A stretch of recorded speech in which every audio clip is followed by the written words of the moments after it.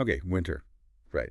It's beautiful and snowy, but sometimes it feels like there's a whole lot of, well, almost like wisdom, you know what I mean, Yeah. that gets passed down year after year about dealing with it. Oh, absolutely. Yeah. Tons of winter weather tips and tricks we've all heard. Some from our parents, some from I don't know where. Exactly. And I love getting to the bottom of things. And that's why we're here. We're going to debunk some of the most common winter weather myths. Some of these myths are actually dangerous. Like, we're talking about staying safe out there, folks. You might even learn something new. Impress your friends at your next winter gathering. All right, let's dive right in. Perfect. Okay, this first one. I used to do this all the time, letting my car warm up forever on those freezing cold mornings. Yeah. Just sitting there, engine running, thinking I was doing the right thing. Oh, yeah, the classic. The truth is, most modern gas engines only need like 30 seconds to a minute to warm up. Diesels, maybe a couple of minutes, but anything more than that. Really. So Yeah. all that time bundled up in my car, waiting, I was actually wasting gas and time. And it's actually bad for your engine, and it's worse for the environment. Okay, so double whammy I didn't even realize. So quick warm up and on the road we go. Exactly. And no need to turn your driveway into a mini power plant. Now, this next one. You ever experience those surprisingly mild winter days, and then, bam, you're knee-deep in snow. It's too warm to snow. Oh yeah, it must have been nearly 40 degrees, sunny, birds were singing, and then out of nowhere, the snow just started coming down. That's what's dangerous about this myth. People underestimate these sudden weather shifts. You don't need sub-zero temps to get snow. It's a delicate balance. Air temp needs to be cold enough for snowflakes, right? But the ground temperature plays a huge role. If the ground's cold, even if the air is a bit above freezing, you can get accumulation. Wow. So even if it feels too warm for snow, always check the forecast, be prepared, right? Absolutely. Mother Nature doesn't always follow our intuition, especially in winter. Okay, let's talk about this one. All-wheel drive makes you invincible on snow and ice. Oh yeah, the AWD misconception. I always see people getting a little overconfident. It makes sense, though, right? It does give you better traction when you're accelerating on those slippery surfaces. Right. But that's where the invincibility illusion comes in, right? Exactly. AWD doesn't mean you can stop on a dime, doesn't improve your braking or your steering. And that overconfidence, that can be really dangerous. People think they can handle anything, then they hit a patch of ice, and suddenly. Yeah, okay. Scary visual. So AWD, helpful, but definitely not a free pass to drive recklessly in winter. Not at all. It's about being aware of those limitations, driving defensively, no matter what you drive. Speaking of things that can actually make a difference, let's talk about winter tires. Some people think they're a waste of money. I'll admit, I used to think that too. I have all-season tires, so I was like, why bother? Here's the deal. Winter tires. They're made for cold and snowy conditions. They have a special tread pattern designed to grip snow and ice. And the rubber, it stays flexible even in those freezing temps, gives you way better traction. Kind of like wearing sneakers versus hiking boots on a snowy trail. So winter tires are like snowshoes for your car. Exactly. And Yeah. that peace of mind knowing you have the right tires for the conditions, that's priceless. Okay, I'm starting to see the light here. But this next one always kind of made sense to me. Underinflate your tires for better traction. More surface area equals more grip. It seems logical, but actually underinflating makes it harder to control your car in snow and ice. A properly inflated tire that helps you dig in, maintain that contact with the road, it gives you traction. Imagine trying to walk on snow with flats versus snowshoes. Oh, that's a good analogy. Oh. So proper tire pressure is key no matter what. And you can always check your manual or the sticker on your door jamb for that recommended pressure. This next one, I think we've all heard this, road salt or sand, it eliminates all risk of ice. I mean, salt and sand, they make the roads less slippery. They make a huge difference, but salt doesn't instantly melt ice. It lowers the freezing point of water, helps prevent ice from forming, breaks up existing ice. But in super cold temperatures, salt doesn't work as well. And sand, well, it gives you some traction, but wind can blow it away, snow can cover it up. So even on a treated road, there could still be black ice. Exactly. Stay vigilant, drive cautiously, even when things seem clear. Don't let that salt or sand lull you into a false sense of security. Okay, good reminder. Salt and sand help, but they're not foolproof. And this one, I've been guilty of this. Cruise control is safe in winter. I mean, it's so tempting on those long drives, especially when the roads look okay. Oh, comfort and convenience, right? But cruise control can be dangerous on snow or ice. You need to react fast to changing conditions, and cruise control slows your reaction time. So if you hit a patch of black ice while you're on cruise control, Your car keeps going at that same speed, could lead to losing control. You want to be in control, adjust your speed and braking as needed. makes total sense. Cruise control is officially off limits for winter driving. And this one takes me back, you should warm up your car for several minutes before driving in winter. My parents did this all the time. I honestly thought it was, like, essential. It was common, especially with older cars, but it's not really necessary anymore, at least not for that long. Modern engines warm up faster. And as we talked about, too much idling is bad for the engine, wastes gas, and it pollutes. Right, so quick warm-up is fine. No need to sit there for 10 minutes just to get it ready. Exactly.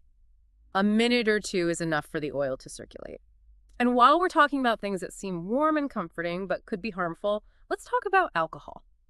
Interesting. I've heard that saying, whiskey will warm you up, but I figured that was more about the feeling than actual warmth.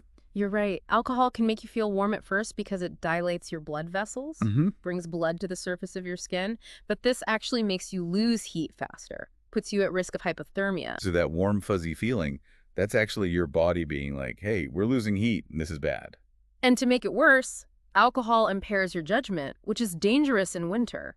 You might not realize how cold you are, make bad decisions that put you at risk. Okay, that's a sobering thought. Alcohol and winter weather don't mix. And hey, if you're liking this deep dive into winter weather myths, hit that like button, subscribe to the channel for more myth-busting content. Let us know in the comments which myths surprised you the most. We'll be back with more myths after this. Welcome back! More myth-busting to do. I feel so much more prepared for winter already, but gotta admit, there's one I kind of still believe. You lose most of your body heat through your head. My mom said that all the time. That's the head heat loss myth. It's everywhere. Truth is, you lose heat from any exposed body part, so bare hands. You'll lose just as much heat through them as you would through an uncovered head. So it's not that my head is some heat vortex. It's just that it's like the one part I always forget to cover up. Exactly. Probably started because of old military studies where they bundled up but had their heads exposed. Right, so bundle up completely, exposed skin equals heat loss. Exactly. Okay, let's switch gears a bit. This one might seem harmless, but it could get you into hot water, literally. It's okay to eat snow if you're thirsty in a survival situation. Oh, I've heard this. I thought, well, snow's just frozen water, right? It is, but eating it can be dangerous, especially if you're already vulnerable. It lowers your core body temperature, could lead to hypothermia. Think about it. Your body's working hard to warm up that snow. Like trying to warm up by holding an ice cube? Yeah, not a good idea. Plus, snow, even when it looks clean, can have all sorts of stuff in it. Pollutants, bacteria, maybe even parasites. Okay, the image of pristine snow is gone. It's always best to melt it and purify it if you can before drinking it in a survival situation. Okay, water good, snow not so much. Okay, back to driving. Some people say winter tires aren't necessary if you have AWD. Another dangerous misconception combo. AWD helps with acceleration, yeah, but doesn't make your tires magically better in winter. So even with AWD, the right tires still matter in snow and ice. Think of winter tires as like specialized tools. They have unique tread patterns, rubber that grips snow and ice way better than all seasons, no matter what kind of drive you have. Got it. AWD helps you get going. Winter tires help you stay in control. And speaking of staying in control, let's debunk this. You should underinflate your tires for better traction in snow. This one confuses me. I get the logic, less pressure, more surface area. Sounds good, but it actually reduces traction, makes your car harder to control. Properly inflated tires, they keep their shape, they grip the road better. Underinflation, no go. Yeah. Okay, what about this? You should always dress in layers to stay warm. Layering can be good, especially going from indoors to outdoors or if the weather's changing a lot. Right, like going for a hike, you're working up a sweat, but then you start for a break. But if you're just running out quickly, a good coat might be enough. So be smart about it. Choose the right clothes. Comfort and warmth are key. This is great information. So many things we think we know about winter are just not true. It's crazy how these myths stick around. That's why we do this. Help people sort it out. And if you're enjoying this, don't forget to like this video and subscribe to the channel for more deep dives into all kinds of cool topics. We'll be back with more myth busting after a quick break. Back for our final round of winter weather myth busting. Feeling pretty good about my winter knowledge now, but I'm sure we've got more to uncover. You never know what's out there. Okay, how about this one? Regularly washing your car in the winter is a waste of time and money. I've totally thought that. It's just going to get dirty again anyway. It seems that way, but actually it's more important than you might think. It's all about that road salt. Great for melting ice, but terrible for your car's paint and undercarriage. Oh, right. So it's a necessary evil. We need it for safe roads, but Salt's corrosive, so it can cause rust, damage over time. Washing helps get rid of that buildup, protects your car. okay, so a trip to the car wash is actually like an investment. Good to know. What about this one? You can't get sunburned in the winter. I always thought like sunburns, that's a summer thing. It's a dangerous assumption. Those harmful UV rays, they're around all year, even on cloudy days. And snow.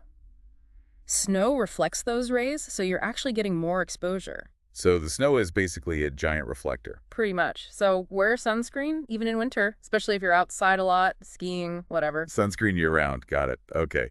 This one always makes me laugh. The woolly bear caterpillars can predict how bad the winter's going to be. Oh yeah, the woolly bear folklore. Fun, but there's no science behind it. I remember hearing that as a kid. Something about, like, the brown band on the caterpillar, the milder the winter. That's what people say, but the width of the brown band probably just tells you how old the caterpillar is, how much it ate in the summer, not how bad the winter's going to be. So it's more about the caterpillar's life story than its weather forecasting skills. Exactly. It's fun to look at them and wonder, but I wouldn't trust them for an accurate forecast. I'll stick to the weather app for that. Uh, What about this? Cold weather makes your bones ache. Lots of people believe this, and while there's no direct link between cold and bone pain, there are some things that might make it seem like the cold makes things worse. So it's not that the cold's making our bones hurt, but maybe it makes other conditions feel worse. Like changes in barometric pressure, those happen a lot in cold weather, can cause tissues to, expand and contract that might trigger pain for people with arthritis or other joint conditions. That makes sense. I definitely feel stiffer in the cold. Yeah, and cold can make muscles tighten up, which can be uncomfortable.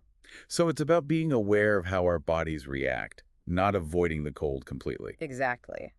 Listen to your body, dress warm, and manage those underlying conditions that might get worse in the cold. Here's another one some people think. Breathing cold air can damage your lungs. I've felt that sharp cold air, and it's not fun. Yeah, it can be uncomfortable, and for some people with breathing problems, it might make their symptoms worse. But the cold air itself, it doesn't damage your lungs. Our bodies are pretty amazing. They can warm and humidify the air we breathe. So my lungs are tougher than I thought. They can handle a little cold air. Okay, what about this? You need to eat more in the winter to stay warm. Happens a lot around the holidays. It makes sense, though. We need energy to stay warm. Food gives us energy. True, but the extra calories you need in the winter are probably a lot less than you think, and it depends what you're doing. If you're mostly inside, you probably don't need to eat that much more. So it's not about, like, bulking up for winter. It's more about making good choices and adjusting based on how active you are. Focus on foods that give you lasting energy, and listen to your body. And hey, if you're liking this, don't forget to subscribe and leave a comment about which myth surprised you the most. All right, back to winter myths. Here's one that seems obvious, but is actually dangerous. As long as I can see out of my windshield, I'm good to go. Oh, that's asking for trouble. Just clearing a tiny part of your windshield. You can't see anything around you, it's dangerous. Like driving with blinders on. Clear all your windows, mirrors, even your headlights and taillights before you go anywhere. Full visibility, no compromises. Okay, what about electric blankets? Are those safe and energy efficient for staying warm? They can be cozy, but use them carefully. They can be a fire hazard if they're old, damaged, or you're not using them right. So it's like having a little heater in your bed. Always check your blanket before you use it. Make sure the cords are good. Don't leave it on for a long time or when you're not home. Okay, safety first when it comes to staying warm. What about this? You lose most of your body heat through your feet. People say that a lot, but we lose heat from any exposed skin. Feet get cold easy because they're farthest from your heart and don't have as much muscle or blood flow, but they're not special heat loss spots. So keep your toes warm, but don't forget about the rest of your body. Here's one that might surprise you. Car batteries last longer in cold weather. Really? I thought cold was bad for batteries. It is. Cold weather can make your battery weaker because the chemicals inside slow down in the cold. Like the cold's putting it to sleep. Get your battery checked, especially as winter's coming. Battery check, added to the list. Okay, what about this? You can catch a cold from being cold. That's mixing things up. Colds are more common in winter, yeah, but that doesn't mean cold weather causes them. It's viruses that cause colds, not the temperature. So it's the viruses that love winter, not the cold itself. And there's reasons for that. People are inside together more in the winter, easier for those viruses to spread. Cold weather dries out your nose, makes it easier to get sick. So it's about protecting ourselves from the viruses, not just the cold. Wash your hands, stay hydrated, get your flu shot. Good advice.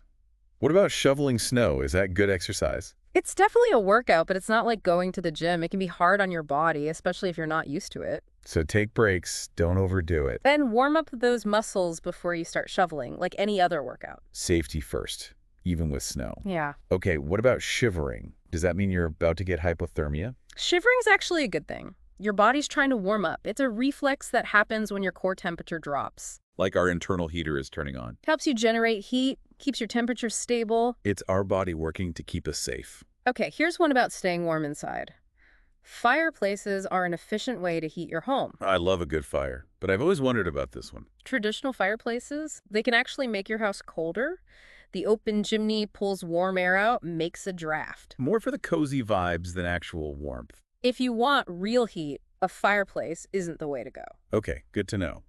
What about black ice? You can always see black ice. True or false? False. And this is super dangerous. Black ice is clear, blends in with the road, really hard to see. Like an invisible danger. Exactly. Be extra careful when it might be icy, even if the roads look fine. Noted. Okay, quick one. Scraping ice with a credit card works just as well as an ice scraper. Don't do that. Your credit card can't handle ice. You probably break your card and scratch your windshield. Sticking to my ice scraper. What about thunderstorms? Can those happen in the winter? They can. They're more common in summer, but you can get winter thunderstorms. Usually they're not as bad, though. Like a rare winter event. It's all about those specific weather conditions coming together. Okay, last myth. Polar bears hibernate all winter. I always thought they did, to save energy. Some bears hibernate, but polar bears, not really. They've got other ways to deal with the cold. They have tons of blubber and fur to keep warm, and they can slow down their metabolism when there's not much food. So they're made for the cold. Winter survival experts. All right, one more for the road. Wearing a scarf over your mouth and nose keeps out all the cold air. Done that before. Thought it would protect my lungs. It's a good thought, but a scarf doesn't block all the cold air. Might warm it up a bit, but some will get through. More for comfort than anything else. Bundle up, cover your face if it helps, but don't think a scarf is going to keep out all the cold. Well, I think we've busted all the winter myths we can handle today. It's amazing how many wrong ideas we have about winter. Always something new to learn. I'm ready for whatever winter throws at me now. That's what we like to hear. Knowing how things work helps us stay safe. Well, that's it for this deep dive. We hope you enjoyed it. Don't forget to like this video and subscribe to the channel for more deep dives into all kinds of cool stuff.